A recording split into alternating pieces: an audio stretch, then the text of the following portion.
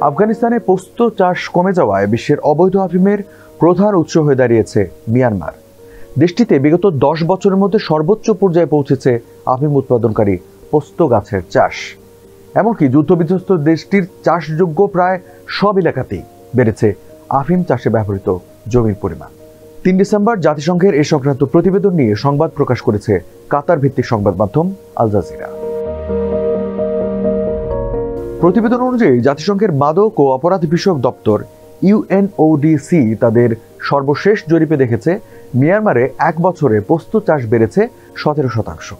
গত বছর যেখানে প্রায় 1,11,700 একর জমিতে পোস্ত চাষ হয়েছিল, এবছর সেই পরিমাণ বেড়ে দাঁড়িয়েছে 1,31,200 একরে।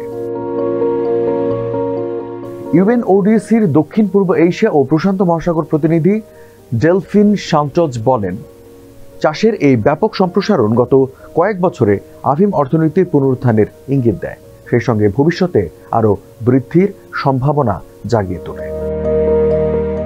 অবশ্য 2024 থেকে 2025 সালের মধ্যে মিয়ানমারে পোস্ত চাষের জমি উল্লেখযোগ্যভাবে বাড়লেও হেক্টর প্রতি আফিম উৎপাদন সেই হারে বাড়েনি বলে জানিয়েছে ইউএনওডিসি। মিয়ানমারের ক্রমবর্ধমান অস্থিরতা, তীব্র সংঘর্ষ ও নিরাপত্তাহীনতাকে পোস্ত চাষের জমির সঙ্গে আফিম উৎপাদনের এই অসামঞ্জস্যের কারণ হিসেবে উল্লেখ করেছে সংস্থাটি। এর ফলে কৃষকদের জন্য তাদের ফসল রক্ষা করা ও উচ্চ ফলন অর্জন করা কঠিন হয়ে পড়েছে। পোস্ত চাষের জমি বাড়ার একটি প্রধান কারণ হলো আফিমের দাম বৃদ্ধি। 2019 সালে 1 কেজি তাজা আফিমের দাম ছিল $145। বর্তমানে মিয়ানমারে 1 কেজি আফিমের দাম $329 বলে জানিয়েছে ইউএনওডিসি।